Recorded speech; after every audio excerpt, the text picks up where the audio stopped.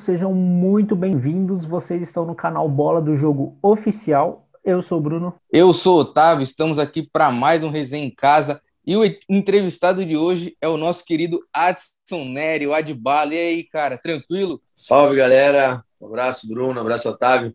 Satisfação estar aqui com vocês aqui. Tudo bem, graças a Deus. Tocando a vida. Pô, top demais. Brigadão por ter aceito o nosso convite, hein, cara. E galera que não é inscrita ainda no nosso canal, já se inscreva, deixa o like aí, compartilha esse vídeo com todo mundo e segue o Adson aqui também, que o link do Instagram dele vai estar na descrição. Primeira perguntinha é mais tranquilo, mais resenha assim. Como que foi ficar tanto tempo confinado lá no BBB sem ter uma notícia de futebol, sem poder assistir um jogo? Como que foi essa fita? Foi difícil para mim, que praticamente teve minha vida inteira envolvida com futebol, né? Foram 16 anos como jogador profissional, mesmo depois que eu tinha parado, eu ainda continuei, né, extracampo, fazendo meus cursos de treinador, me envolvendo como diretor de clube, até mesmo presidente, que eu fui aqui num clube aqui de Belém do Pará. E é difícil, assim, que a gente, né, sente falta de uma resenha, né, de ver os conteúdos esportivos e tudo. Mas, assim, eu tinha naquele momento, ele tinha decidido por enfrentar, né, uma nova experiência, né, que era o confinamento, era uma exposição em um reality mais famoso do Brasil e do mundo, né? Então, assim, eu tava preparado. Não é difícil, sim, mas estava preparado. A gente trocou uma ideia com o Guilherme da sua edição também. E aí ele falou que ficava você, o Babu, o Prior lá trocando ideia, querendo saber como que tava aqui. Imagino, para quem ama futebol, deve ser complicado mesmo. Quem falava mais na casa comigo era eu e o Babu. E o Babu te falava muito de futebol, das coisas que estavam acontecendo, do que aconteceu. E no final, assim, quando eu me isolei um pouco, assim, decorrente do jogo que estava rolando na casa, o Lucas, o Galina, foi o que também se aproximou com esse tipo de resenha também sobre futebol. Sim, da hora. Pode crer, é da hora. Da onde não, né? Como que surgiu, tipo assim, toda essa paixão, todo esse amor pelo futebol, a ponto de você seguir carreira e tanto como jogador e depois, como você comentou com a gente, depois de ser jogador de futebol, conta como que foi o início disso tudo e as primeiras oportunidades para ser jogador. Então, né, eu sempre fui, né, muito esportista, pratiquei vários esportes, mas eu tenho, assim, a família praticamente toda ligada ao futebol. O meu avô foi jogador, meu pai foi jogador, meus tios foram jogadores, então, assim, era meio que difícil fugir dessa linhagem aí. Não tinha como, né, por mais que eu fazia outros esportes, eu e meu irmão, foi o futebol que estava ali tudo constantemente ali, né, na nossa rotina, na nossa vida. Então, não tinha como eu seguir para o outro caminho. E em um determinado período, né, meus pais deixaram a gente fazer vários tipos de esporte, mas chegou uma época que ele falou, viu potencial na gente, principalmente meu pai, né, viu potencial na gente, e aos 13 anos de idade ele me levou para sair de Belém. Eu já estava aqui treinando nas divisões de base dos clubes daqui, do Paysandu, né, aí me levou para ingressar lá no eixo, né, do futebol, que todo mundo sabe, é o sul-sudeste ali, e mais precisamente em São Paulo, e eu entrei nas categorias de base do Corinthians, né? E foi dali que eu fui amador, fui profissional e depois segui carreira no mundo do futebol, entendeu? Foram 8 anos na Europa, né, por vários países, até mesmo em outros continentes, na Ásia, enfim, no Oriente Médio. O futebol pra gente sempre teve muito vivo, assim, né? Constantemente ali na família toda. Até a nossa próxima pergunta seria isso. Como que surgiu a oportunidade de você entrar no Corinthians e depois, pelo que a gente pesquisou, que se estiver errado, você corrige a gente, você já foi direto para o profissional do Remo, né? Então, como que foi essa troca? Não é que foi direto para o profissional do Remo, é porque eu saí já profissional do Corinthians para fora, para a Europa. Eu fui para o base da Suíça. Só que lá aconteceu uns problemas onde eu tive uma documentação falsa, que era de passaporte europeu, aí por isso que não aparece esse registro meu lá fora ainda, principalmente da Suíça, mas isso é uma longa história. Às vezes eu comento de uma maneira natural, só que hoje, devido ao nosso mundo, né, que a gente está vivendo, o pessoal já leva para outro lado, mas foi assim, foi uma oportunidade que apareceu na época para os meus pais de financeiramente, que eu ia para um clube lá na Europa, eles iam me naturalizar, eles iam me dar um outro passaporte europeu e tal. E a gente topou, porque era muito dinheiro, era uma dependência que a gente ia conseguir ali, financeira. E só que depois veio à tona e o pessoal descobriram, eu tive que voltar para o Brasil. Aí é nessa situação que os históricos aí mostram que eu vim direto para o Clube do Remo, entendeu? Como profissional. Mas aí, antes disso, eu tenho a história já no início, já lá na Suíça, precisamente falando, foi onde eu saí do Corinthians e direcionei a minha carreira, minha passagem. Sim, e certo. Você comentou que... Você comentou não, você jogou, né, por vários times da Europa e tudo mais, assim. Isso. Qual que são as principais diferenças, assim, do futebol europeu e dos lugares que você passou para o futebol brasileiro, e quais as maiores dificuldades, assim, para quem sai daqui para ir jogar direto para lá? Assim, hoje está bem resumido, né?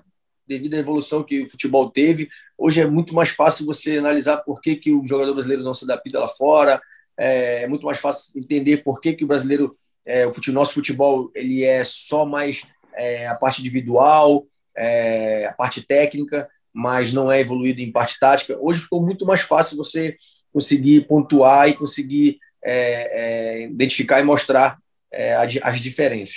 Bom, eu passei pela Europa, cara, não fui esse jogador gigantesco de clubes grandes, mas fui de clubes intermediários, né? Que esses clubes intermediários, mesmo sendo intermediários, eles são de, por exemplo, grande porte em relação ao Brasil, entendeu? É diferente, muito diferente, é muito, como eu posso dizer, competitivo, ao ponto de dizer que é muito bem estruturado, é muito organizado, tanto fora como dentro de campo, entendeu? Mas a gente, como brasileiro, a gente tem aquilo que que o futebol se torna gostoso, né? Vamos dizer assim, que o futebol se torna mágico. O brasileiro, ele tem a habilidade, a técnica de berço, entendeu? O que nosso poder de criação, nosso poder de individualidade ali é diferente de qualquer outro pessoal que joga futebol, né? Outro país, outro lugar, seja ele qual for. Então, assim, muita diferença, mas que acaba que às vezes se iguala, entendeu? Tipo, se o brasileiro consegue, já é bem tecnicamente, né? Individualmente, consegue se adaptar à forma tática, ele vai se dar bem lá fora, entendeu? Diferente daqueles que não conseguem se adaptar à forma tática, entendeu? E querem levar só o individualismo e só a parte técnica para fora. Aí já se dão mal, entendeu? Assim como também, com certeza, a gente passaria a ver grandes jogadores do mundo europeu, nomes, sabe, bem famosos, que chegariam aqui no Brasil e não conseguiriam jogar. Por quê? Porque aqui tem que ter o improviso, tem que ter aquela individualidade, e eles não se dariam bem, passariam a ser um jogador comuns. Então, assim como tem grandes nomes que lá fora não dão certo, se tivesse grandes nomes lá de fora para que viesse para cá, automaticamente também não daria certo. E eu passar a ser jogador comum. Por quê? Porque não tem a criatividade, não tem a individualidade, enfim. Mas hoje, a consciência que tem que ter meu irmão, o que a gente não tem, a gente procura adaptar. O que eles não têm lá, a gente procura adaptar também. Aí se torna uma coisa mais fácil de poder vencer, de poder chegar, de poder se tornar jogador profissional, enfim. Essa é a diferença que eu vejo. Pior que é bem isso mesmo. A maioria dos jogadores falam isso. E, cara, a gente viu que você foi para Portugal, jogou no União Leiria, certo? Foi para a Ucrânia também. Cara, teve algum perrengue nesses países assim que você falou, nossa, não acredito que eu tô passando por isso? Não, cara, perrengue, eu sou um cara assim... Ou alguma resenha engraçada também que você tenha para contar? Tem muita resenha engraçada para contar. Assim, perrengue eu não digo perrengue, porque jogador de futebol ele já é privilegiado, entendeu? Porque são salários diferentes, independente do país, independente do lugar, são salários diferenciados. A gente, por ser brasileiro, tem um tratamento diferenciado, o pessoal já trata a gente como, sabe, sempre como estrela, com um glamour diferente. Então, assim, perrengue, graças a Deus, eu nunca passei. Tem muita gente que passa perrengue. Agora, tem histórias que, pelo pelo fato de não falar língua, pelo fato de não se adaptar à cultura, porra. Eu já cheguei para jogar um jogo, pô, e o cara foi me dar lá sopa, pô. Eu falei, cara, vou tomar sopa para jogar. Quer dizer, é cultura daquele lugar, né? Cultura daquele lugar. Porque não, porque para ficar mais leve, pô, mais leve aqui, cara. Faltam 3, 4 horas pro jogo, tu quer me dar sopa, tá de sacanagem. Eu não vou aguentar correr, vou ficar tão leve que eu não vou conseguir nem correr. Vou cair fácil. Quer dizer, tem as coisas engraçadas, cara. Assim, futebol, ele é gostoso, ele é legal por causa disso. São muitas histórias de lugares, de cultura, de linguagem. Pô, eu tava na Ucrânia, aí tava eu, né, de brasileiro, aí tinha um do Senegal, tinha um croata, aí tipo, na hora, como a gente era os estrangeiros pro país, que no caso seria a Ucrânia, quem é de fora, né, e tal, a gente se reunia ali, sabe, se fechava mais, os estrangeiros se fechavam mais. Estrangeiro no modo de falar, né, de outros países. Então, então uma hora que eu olhei assim para a mesa, eu vi um iugoslavo que falava croata, né, o outro do Senegal que falava francês, eu falo português, o outro ucraniano que fala russo. Aí, como é que... Torre de Babel. Torre de Babel, meu. Torre de Babel, é muito engraçado, cara. Aí eu, por exemplo, eu já tinha, na altura, eu já falava francês e tal. Pô, eu conversava francês com o senegalês, traduzia para o outro em russo, aí tentava pegar um pouquinho ali do croata ali, era uma cagada do cara. Era engraçado. Só na base da mímica mesmo, né? Porque o bagulho era muito. Mas a mímica é a linguagem. A mímica pode ter certeza que é a linguagem oficial, né? Quando tu chega num país e tu não tem. Pô, lá nos Emirados, cheguei em Abu Dhabi, né? Todo mundo pensa que o capital dos Emirados é Dubai, mas não é, né? A capital dos Emirados é Abu Dhabi. Aí eu fui jogar no Aluarda. Aí o cara trouxe um negócio para comer, um negócio, Deus que me perdoe, mas o negócio fedia muito, um cheiro... Não é que fedia, era um cheiro que a gente não... Né, não tá acostumado. Porra, e meu pai, na época, era de menor ainda, né? Aí meu pai estava comigo. Aí ele, porra, filho, não tem uma carne, não tem uma coisa. Eu falei, como é que fala carne? Eu falei, fudeu. Ninguém fala inglês, como é que eu vou falar carne? Vamos falar carne. Ninguém falava, meu irmão, fala aí, hein? Pegava assim, passava a mão assim, bife. Ele, os caras ficavam olhando. Mum. Ficava fazendo coisa de vaca, de boi, cara. Os caras não entendiam. Aí o papai depois falou assim, pô, fala peixe, mexe assim peixe. Mano, eu fui saber que a gente comeu achando que era peixe, mas na verdade era cobra, que a gente fez assim com a mão, o cara achou que era cobra, pô. E lá eles comem muito cobra, né? Aí fudeu. Puta merda. Achando que era peixe. Fui fazer mímica deu errado, pô. Ave Maria, aí é osso demais. Foi bacana, mas era bacana, cara. É uma história de vida muito, muito rica, entendeu? O jogador de futebol, ele é rico de conteúdo, de vivência, né?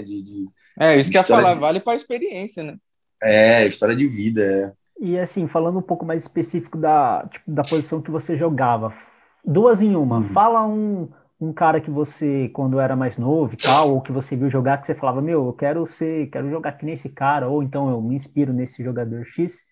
E um cara que você enfrentou, um jogador que você enfrentou, que você falou, meu, esse cara é embaçado demais. É, tipo, um dos mais difíceis que você já teve que marcar ou jogou contra. Então, eu, assim, como lateral esquerdo, porque eu também fui meia, né? Como lateral esquerdo, eu gostava muito do Branco, sabe? Branco foi um cara que eu, sabe? Era aquele falso lento, né? Que as pessoas não davam nada para ele, uma preguiça, não sei o quê, mas o cara era muito técnico, o cara chutava que nem um cavalo e sem dúvida marcou muito ali. Para quem é lateral esquerdo sabe que ele é uma referência. E o Marcelo, né? E o Marcelo que dispensa. O Marcelo, se soubesse marcar que nem o Branco, né? Acho que seria o jogador mais completo que já existiu, porque a técnica dele é absurda, né? Só que o pessoal fala que ele joga muito para frente, esquece de jogar para trás. Então aí deixa a desejar muito em algum momento do seu time, né? Do jogo do seu time. Então, mas os dois ali seria para mim um mix ali de um jogador perfeito na minha posição lateral esquerda. Como meia, a gente não pode, né, deixar de falar do cara que para mim foi um gênio, né? Eu sou muito fã dele, sempre fui. É muito fácil ser fã do Pelé, né? É muito fácil, não vi jogar, né? Mas, pô, tudo que fala, tudo que a gente tem de conteúdo, de material dele, sabe que ele foi o rei mesmo e não tem jeito. Pela idade, pela pouca idade, pelos números, pelas conquistas, é um negócio absurdo, né? E o Ronaldinho Gaúcho, né? O Ronaldinho Gaúcho, pô, aquele cara ali é showman, né? Pena que para mim, foi uma carreira curta, né?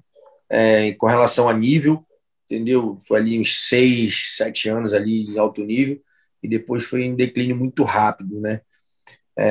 Quase proporcional ao que ele foi, né? Como astro. Mas, assim, dispensa comentários, né? Esses caras aí são campeões do mundo e tal. Então a gente não tem que falar muito, não. É só elogiar mesmo, porque os caras foram monstros. Mas são os dois, de fato, são os dois. Quem eu enfrentei que, pô, cara, tem muito cara bom, muito cara bom. Tem caras de nomes, caras medianos, que nem tem nome.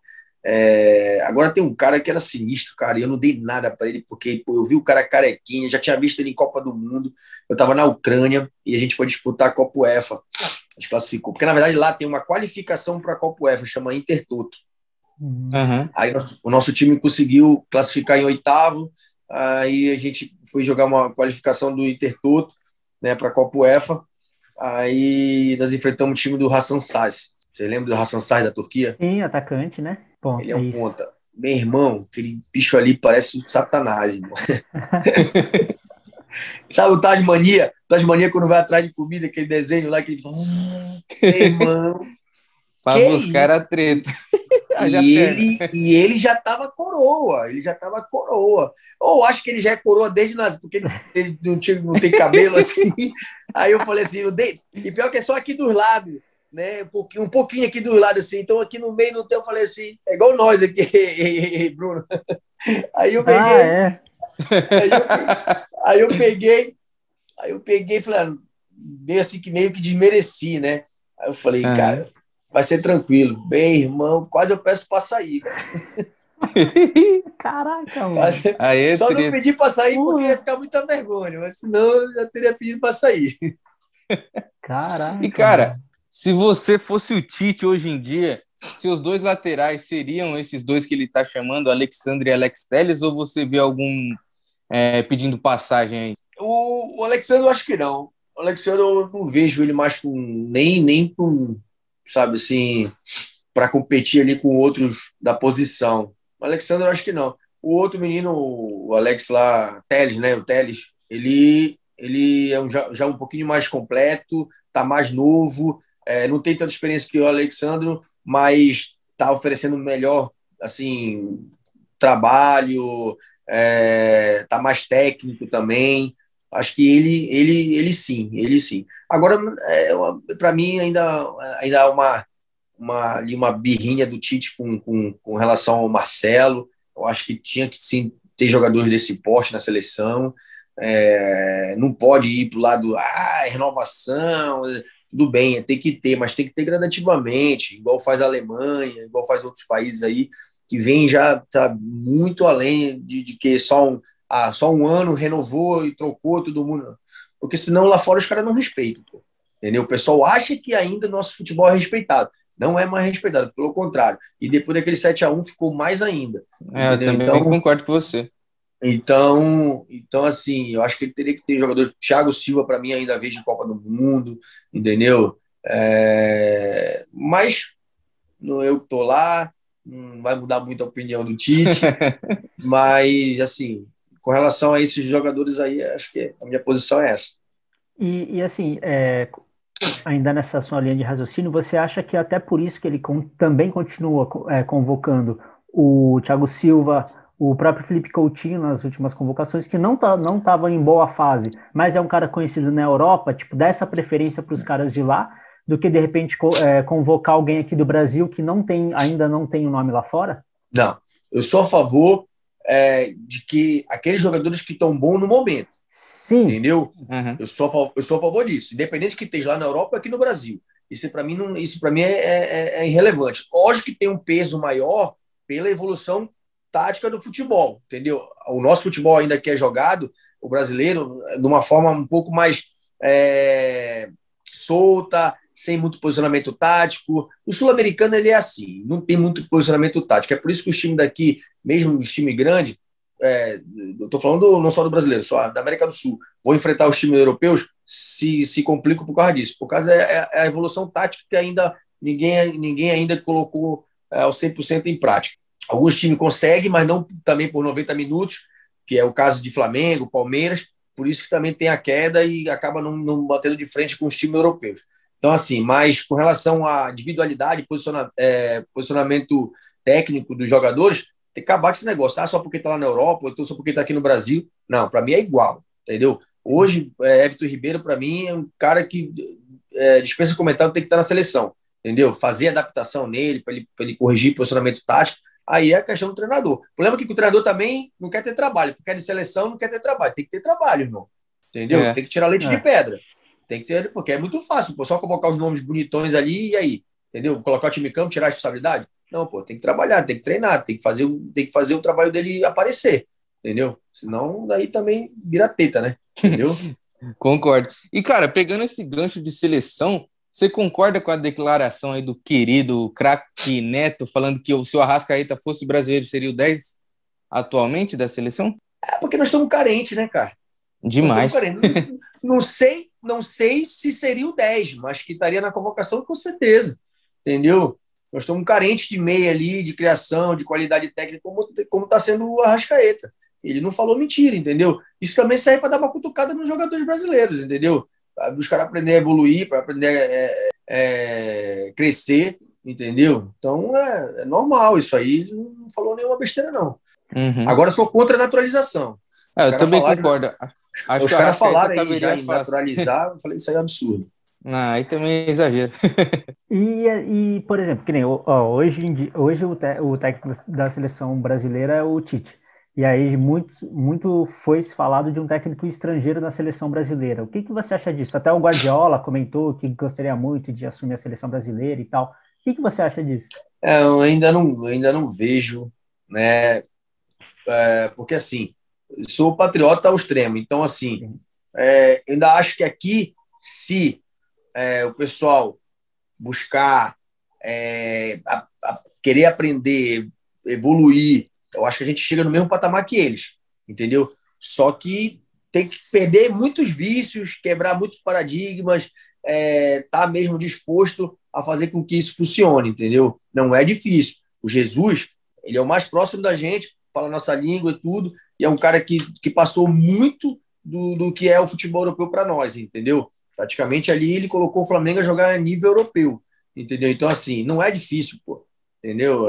E viu a linguagem, o pessoal reconheceu a linguagem, viu que realmente ele como diz o ditado, né?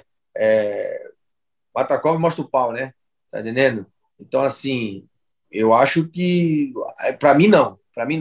Daí não sou a favor disso, não. Entendeu? Eu acho que a gente pode se capacitar, sim, evoluir, sim, crescer, sim, entendeu? E chegar no mesmo patamar do pessoal lá de fora. Boa. E, cara, puxando agora um pouquinho aqui para os times do Brasil que você passou, bastante clube, Paraná, Paysandu, Remo e segue a lista, mas teve alguns de menor expressão. A gente conversou com o Poti, cara, não sei se você conhece, o goleiro Poti, e com o goleiro Celso Gabriel, jogou no Bangu, etc e tal. E eles contaram que, no caso nessa pergunta, eu quero saber a sua opinião. Aonde que esses clubes de menor expressão pecam para não conseguir essa ascensão no cenário do futebol, que a gente sabe que tem muito jogador bom também por lá e que essa vida boa aí são para poucos, né? Muitos passam um perrengue danado. Então, o futebol, cara, ele não tem muito, assim, mistério. Se você tem dinheiro, você faz bom time. Se você não tem dinheiro, você não consegue fazer bom time. Eu sou muito, às vezes, chega a ser até polêmico com relação a esse tipo de questão, desse levantamento aí, dessa pauta aí. Por quê? Cara, time pequeno tem que se manter pequeno e tentar alcançar voos grandes, mas nunca querer passar ali, dar um passo maior que a perna. Tá entendendo? Uhum. A seleção no futebol hoje, se você fizer um bom trabalho, se você tentar revelar talentos, construir uma boa base, fica muito mais fácil você, de vez em quando, conseguir resultados maiores, gols grandes, do que você pegar do nada, não tem PN e quer ser grande. Pô, isso aí eu acho um absurdo, tá entendendo? Então, assim, vai muito da questão financeira, lógico, isso aí ninguém pode negar. Futebol tem que ter dinheiro. Não tem dinheiro, não tem futebol, tá entendendo? É muito diferença a questão de níveis técnicos, qualidade de peças humanas, de jogadores. Então, assim, não tem como você ter... Às vezes, você, como eu falei, consegue alcançar alguns resultados bons, alguns gols grandes, mas gols maiores. Mas você tem um cara ali, jogadores que tem a faixa etária ali de salarial, 3, 4, 5 mil, você disputar com um time gigantesco que tem jogadores ganhando 100 mil, por quê? Mas por que isso acontece? É nível técnico, entendeu? Sim. Essa diferença aí é nível técnico. Ah, porque fala no dinheiro, é só questão de material humano. Com certeza, mas para você ter um bom material humano, você tem que ter dinheiro, pô.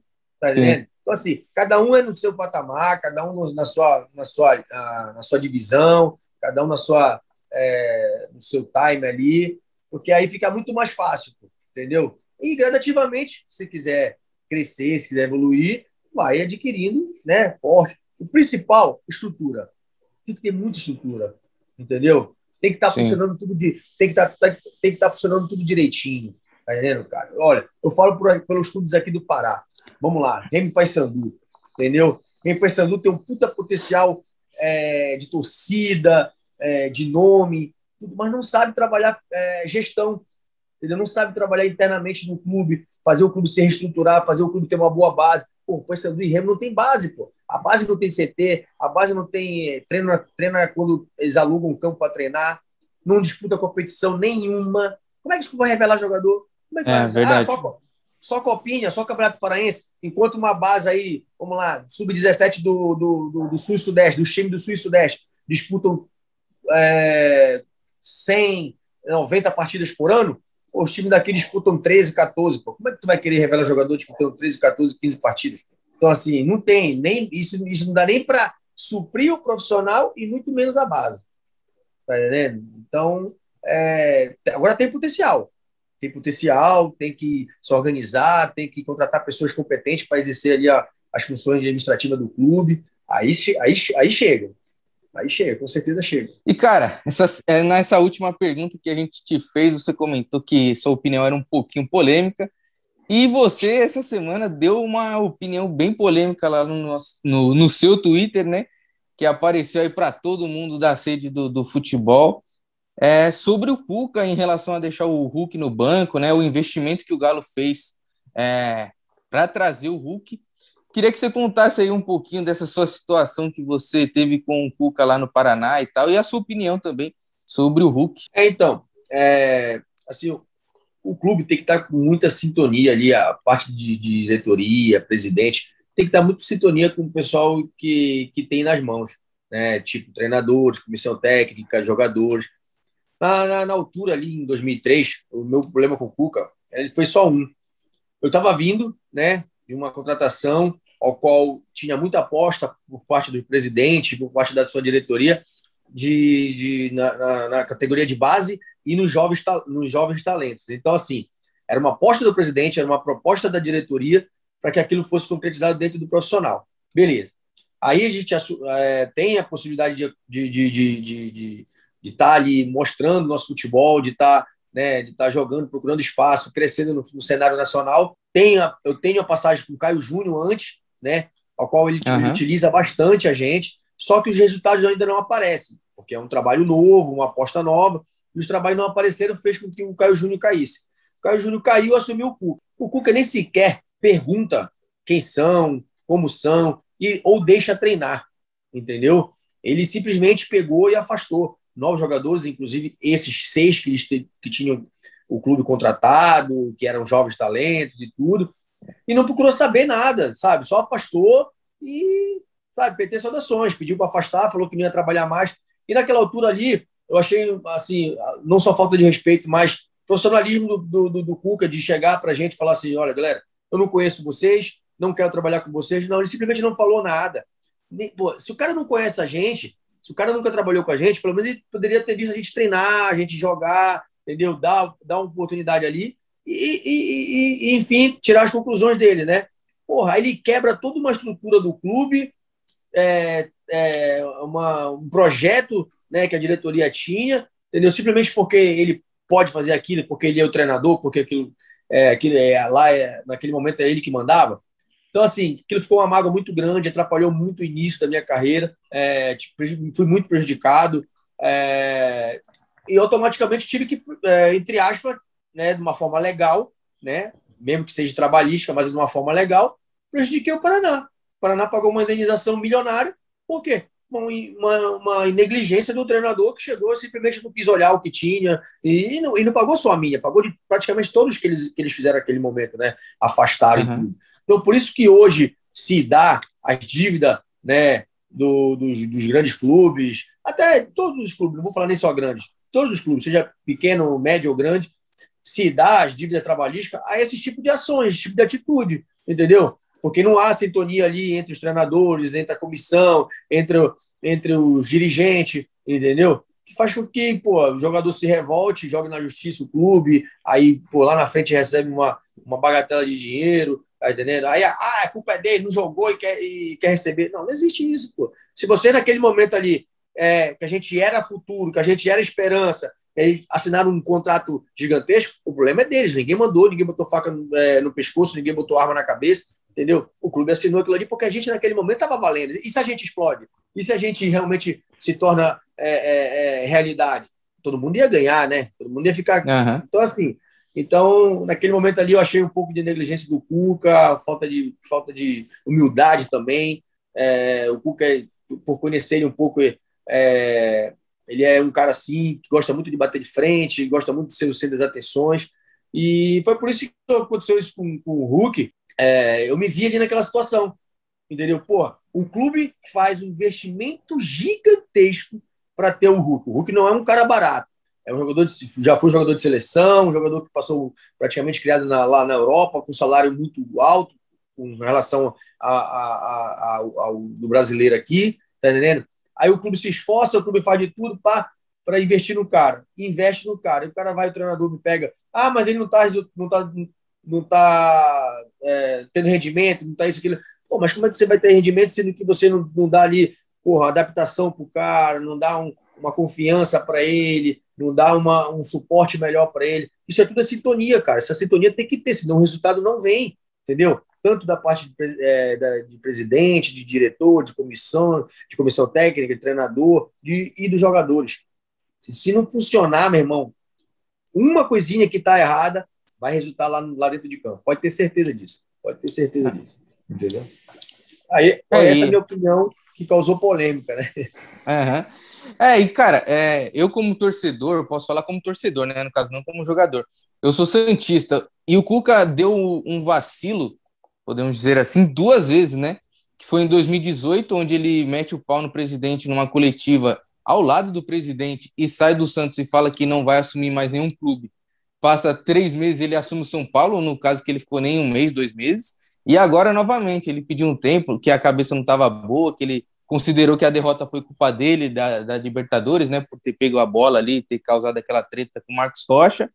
Passa uma semana, nesse caso foi menor ainda, e já aceita a proposta do Atlético. Então, acho que realmente o Cuca é um cara que se perde um pouco no que ele fala e no que ele faz, né? Infelizmente, cara, infelizmente. Não tenho nada assim, posso dizer, em particular com o Cuca, não tenho nenhum tipo de problema. Se ele não gosta de mim, beleza, eu aceito. Eu tenho uma opinião sobre ele, mas profissionalmente, entendeu? Nada com relação à pessoa dele, tá entendendo? E sei do que cerca ele também, o irmão dele, o Cuquinha. São uns caras muito difíceis, são uns caras bem, bem difíceis. Pode falar, Brunão. Não, só para complementar isso que vocês estavam falando, teve também quando ele foi campeão da Libertadores com o Atlético Mineiro, né? Que quando eles foram disputar o Mundial, lá antes da primeira partida, já vazou, ou ele acabou falando que ele já estava acertado contra o clube antes mesmo de disputar o Mundial. Aí acho que ele é muito vaidoso, ele gosta de ser uma quebrada ali nos caras na hora de disputar as partidas tão importantes assim que nem um campeonato mundial, né? Ele gosta de ser muito sem as atenções, ele gosta de dividir muito ali o centro ali das coisas. É complicado, né? Enfim, mas é um cara vitorioso, já ganhou bastante coisa e tudo, mas tem esses problemas, como todos nós temos, né? Sim, e você citou o Cuquinha essa semana também, né? No jogo contra o Laguaira, se eu não me engano, ele falou que a ideia de ficar cruzando foi ideia dos jogadores, que não foi treinado nada daquilo. Então ele meio que já também coloca para todo mundo ver que a culpa é dos jogadores, não foi deles. Como é que um cara desse fala um negócio, sabe? Como é que ele vive no futebol? Esse Cuquinha é outro que... Vou te contar. Lamentável. Vou te contar. E aí, já para a gente Ai, começar ai. a entrar na reta final dessa nossa resenha aqui, você comentou logo no comecinho que até estava fazendo os cursos de técnico depois que você parou de jogar e tudo mais. Essa é a sua intenção, de seguir essa carreira ou de seguir alguma coisa ainda voltada para o mundo do futebol? Não, sim, com certeza. Eu só não tinha dado início à minha trajetória como treinador porque veio o Big Brother na minha vida, entendeu? Uhum. Como eu sou um cara que tenho muita fé e sou movido pela minha fé, aceitei, né, o desafio de entrar no reality, porque Deus abriu essa porta para mim, mas se não tivesse acontecido isso, já estaria voltado para o futebol como treinador. Hoje eu sou formado pela ABTF, que é a Associação Brasileira de Treinadores de Futebol, que era o maior órgão até então sobre treinadores, eles que formavam os treinadores. Depois aí a CBF entrou nos últimos 10 anos aí, fez com que a FIFA determinou, né, que cada confederação teria que ter seu próprio curso de treinadores, e eu fiz a licença B da CBF, né, e vou dar uma notícia aqui pro canal de vocês, primeira mão, tô indo para São Paulo, já que uma vez eu estava esperando a entrada no reality, né, no limite, só que fui cortado por ter dado problema nos exames médicos. Eu tô indo para São Paulo, vou morar em São Paulo a partir de domingo, e acredito que acho que na segunda, terça-feira estou sendo apresentado num clube. Boa! Aí sim. Caraca. Como treinador. Já como treinador. Sensacional. Então. Aí vocês vão ver no Globo Esporte. Vamos deixar vai ficar o suspense. Vai ficar o suspense. Boa sorte, cara, nessa empreitada aí, porque como treinador, você sabe que o negócio é foda, velho. Já foi jogador, agora sabe. Não, cara, é um desafio que eu assim, eu gosto, sei da responsabilidade que pode ser que isso aí é o futuro a Deus pertence, eu não consiga alcançar grandes voos, mas com certeza eu vou fazer trabalhos para que eu possa sempre estar aí no mercado, sempre estar trabalhando, porque eu gosto muito de me capacitar. Eu não estou caindo de paraquedas, entendeu? Eu estou sempre buscando evolução. Porra, eu tenho uma história mesmo que não seja como jogador gigantesco, jogador famoso, jogador tipo A, mas eu tenho uma história boa no futebol, a vivência, entendeu? Bastante vestiário, que vai me ajudar muito, tenho certeza absoluta, né? Não só como foi aqui no Brasil, como foi lá na Europa também, para poder passar para jogadores, para o meu plantel, para o clube que eu estiver trabalhando. Então, cara, deixamos aqui agora o espaço aí, considerações finais, porque você quiser falar aí para a galera, o espaço é seu. Eu só quero agradecer vocês aí pelo convite, pode contar comigo sempre, tudo que for relacionado a futebol eu estou dentro, porque futebol sempre foi minha vida, então eu desejo sucesso para vocês aí no canal, no programa de vocês aí, que vocês possam também trilhar aí o rumo do estrelato aí, bastante seguidores, com bastante inscritos aí. Pessoal, vamos se inscrever no canal, e um abraço para tu, Otávio, Bruno, fica com Deus aí, posso abençoar vocês sempre aí. Beleza. Pô, cara, e a gente te agradece aí novamente, né, por você ter aceitado o nosso convite. Mas a gente tem uma última missão aí, cara, que para todo mundo que aceita topar aí, gravar com a gente e gosta da resenha, a gente pede para indicar alguém para bater esse papo com a gente. Então, se você tiver alguém que você acha que vai curtir essa resenha, o espaço é livre também. Convida aí o Lucas, o Lucas Garino, o Prior. Os caras demorou. Apesar de não for um atleta, né, profissional de futebol, mas o Prior jogou na faculdade, e gosta muito de futebol, está bastante envolvido. O Lucas foi profissional de basquete e também joga futebol, futsal. Então, são os caras que dá para agregar aí conteúdo aí e vai ser bacana para vocês. Vamos atrás desses caras aí. Pô, espero que você tenha gostado dessa resenha, porque da nossa parte, pelo menos a minha, sensacional. Show de bola trocar essa ideia, saber um pouco mais das suas opiniões e da sua experiência aí no mundo do futebol. Agradecemos mais uma vez, galera que curtiu e assistiu o vídeo até agora. Se inscreva no canal, curte o vídeo, compartilha para geral e da minha parte é isso. Falou, pessoal. Falou, Beleza, rapaziada. galera. Até o Tamo junto. próximo vídeo.